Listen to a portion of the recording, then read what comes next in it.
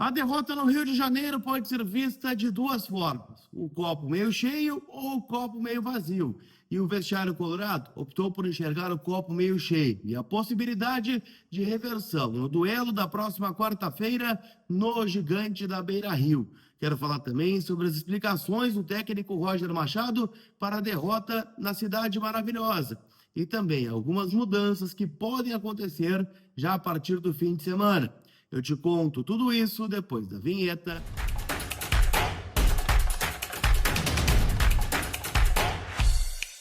Tudo bem, gente? Vamos trocar uma ideia então, afinal, né? Já estou em Porto Alegre, tô com cara de acabado, né? Porque, enfim, né? Logo depois do jogo já peguei o voo, já estou, né, em Gravataí, então, né, recomeça a vida normal, né? Depois de 7 dias longe de casa, né? Com 3 jogos, 3 competições diferentes, Fluminense pela Copa do Brasil, Bragantino pela rodada do Campeonato Brasileiro e ontem, né, o duelo entre Flamengo e Internacional pela Copa Libertadores da América. Vamos atualizar, né, e dar um pouquinho de opinião, óbvio, né, sobre tudo que rolou lá no Rio de Janeiro, a derrota do Inter, né, afinal foram os primeiros 90, ainda tem mais 90 para a gente decidir em casa, né, nossa vida na maior competição do continente, e esse conteúdo tem o apoio da Gigante Veículos, o teu carro novo está lá te esperando, aquele seminovo com cheirinho de novo, as melhores condições do mercado, você encontra na Gigante, né, que são meus parceiros há muito tempo, né, tem aquele preço que você está procurando, aquele carro, né, que você está procurando há bastante tempo, ter usado na troca,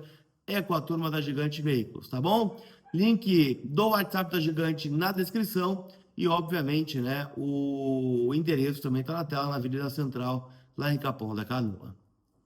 Turma, a derrota do Inter tem duas versões, né? Eu, particularmente, acho que o Inter nunca pode entrar na compostura que teve no primeiro tempo. Eu sei que o Flamengo é superior, eu sei que tinham 68 mil pessoas apoiando, né, o rubro-negro no Maraca. É difícil, é um ambiente, né, hostil, onde o Inter dificilmente consegue bons resultados. Isso não é uma lógica aplicada somente ao Internacional, né? A gente vê que outros times também têm dificuldade de jogar lá. Mas não é impossível, né? Afinal, o Atlético Mineiro foi lá no Maracanã, ganhou de 1-0, perdeu em casa e desclassificou o Flamengo nos pênaltis.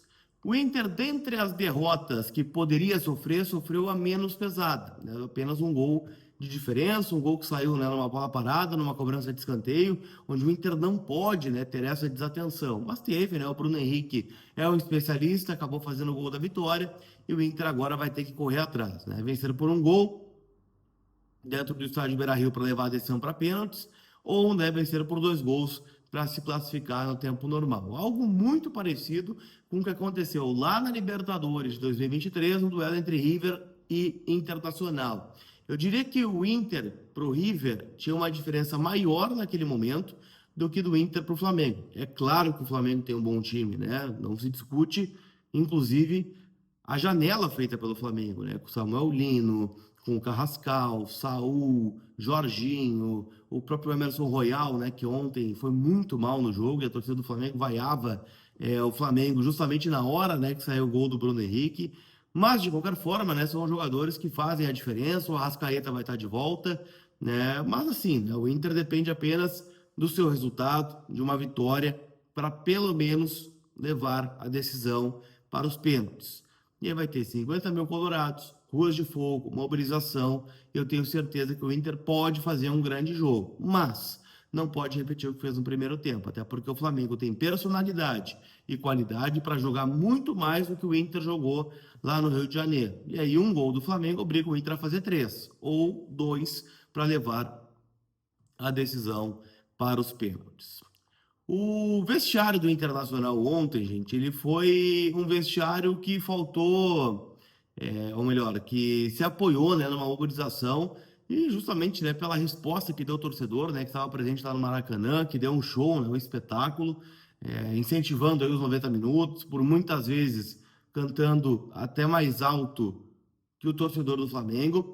E o Roger, né, explicou dizendo o seguinte: o Inter faltou ter uma retenção de bola, né? Ficamos pouco. Aliás, o Flamengo chegou em dado momento a ter quase 87% de posse de bola no primeiro tempo. Não podemos só tentar controlar a bola pela combinação de passes, precisamos também pela força, pela habilidade. Faltou achar soluções tanto coletivas quanto individuais. e aí citou, né, que não viu o Inter satisfeito com 1-0 e que faltando 10 minutos colocou, né, mais um atacante, que foi o Prato, e o Matias, que já estava desgastado pelo Borré. Né? Diz que não viu o Flamengo ceder o campo para o Inter, né? Já que estava ganhando o jogo, e o Inter tendo um pouquinho mais de controle no campo, dando um passo para frente e tentando, né, agredir o Flamengo para pelo menos empatar o jogo. O grande ponto, né, gente, é que o Internacional ele não conseguiu, né, em nenhum momento levar tanto perigo assim ao time do Flamengo. Teve uma jogada do Matias pelo lado direito lá no segundo tempo, que acho que o Ortiz tira com o peito, e no final do jogo tem um chute do Vitinho, né, que o Rossi faz a defesa. Então, assim, precisamos ser mais, né, do que fomos lá no Rio de Janeiro, mas com a confiança, né, de que será possível, sim, o Inter reverter este resultado.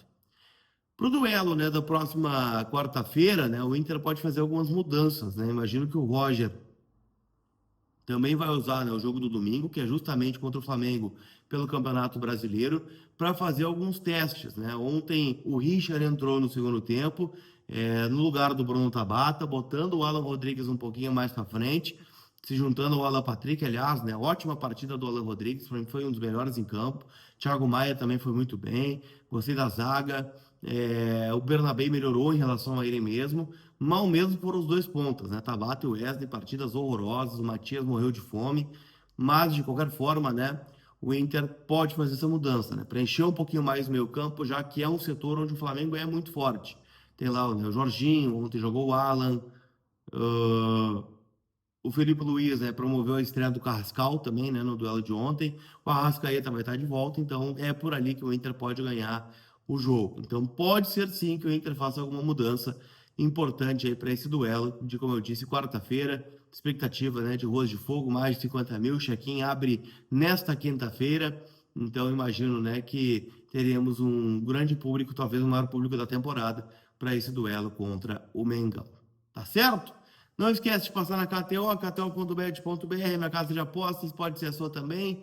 Lembrando, né, que hoje temos Copa Libertadores, Botafogo e LDU jogam no Rio de Janeiro, Universitário e Palmeiras jogam no Peru e Libertad e River Plate jogam no Paraguai.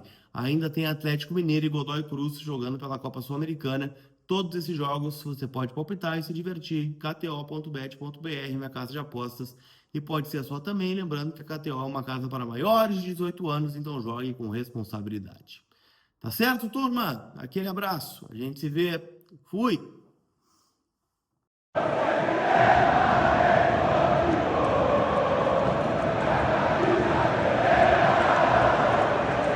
de arrepiar.